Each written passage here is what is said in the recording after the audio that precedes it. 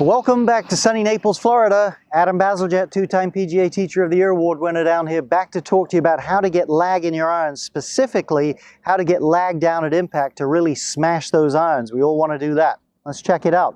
Okay, so lagging and smashing those irons, getting a lot of distance out of the irons, everyone would love to do that. If you liked the video, please subscribe to the channel. We plan on getting you a lot more free content coming along your way. Now, there's a couple of areas where you could look at lag. We're going to look at one specifically today. One of them, and a very crucial one, is the storing of energy and the loading of the wrist. Creates a lot of speed. That's not so much what we're going to focus on today. I've got other content on that. Today we're going to look specific to irons on impact lag. I'll show you what I mean by that in a close-up here in just a moment. If you can master this, though, it is just a big breakthrough for you in terms of not only distance on your irons, but also hitting them solidly. Let's have a close-up look. Okay, so let's talk about this impact loft. Golf clubs have approximately a 3-degree difference. This is a 6-iron, this is an 8-iron, until you get to the very short irons and wedges and it expands to about 4 degrees. But 3 to 4 degrees is about it. Now, I'm telling you, data shows from TrackMan and FlightScope, this is a confirmed fact, that the best players in the world, as an average on their mid to short irons, deloft 6 to 8, even 9 degrees. And that is at least 2 clubs worth. So I want you to picture it this way. If that's my 8-iron and that's my 6-iron, done correctly, I will produce 6-iron loft of my 8-iron. Do you see how that is? Now I'm going to show you how to do that here in just a second, but if you're not doing that, you are not going to crush those irons the way the pros do. You have to be able to do that, not just to hit it further, but to really hit it solidly and compress it. So remember, you're trying to knock 2 clubs worth of loft off at impact. Let's have a look at how you might do that. Okay, so now that you've seen what we're trying to do, we're trying to knock a couple of clubs loft off there. How are you going to be able to do that? Now, it isn't that difficult, at least it isn't in principle. I'm going to show it to you here in a second.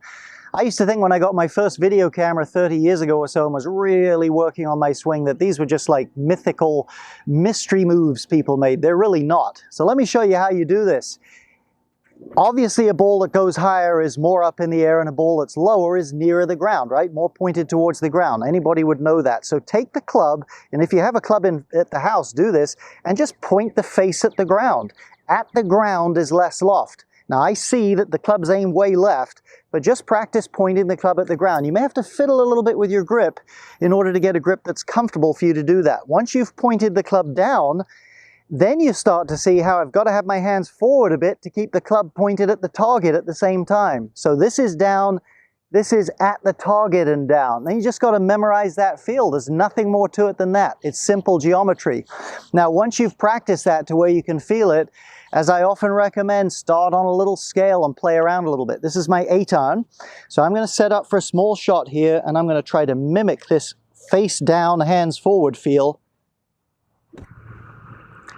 And that was a very, very low little punch shot. By the way, when you do that little drill, if you're finishing up here with the club high, you probably haven't done it properly. You should finish much as I did on that scale, where the club is low and the wrist is turned down a little bit. You can see a little bit of that bow. Let me show you again.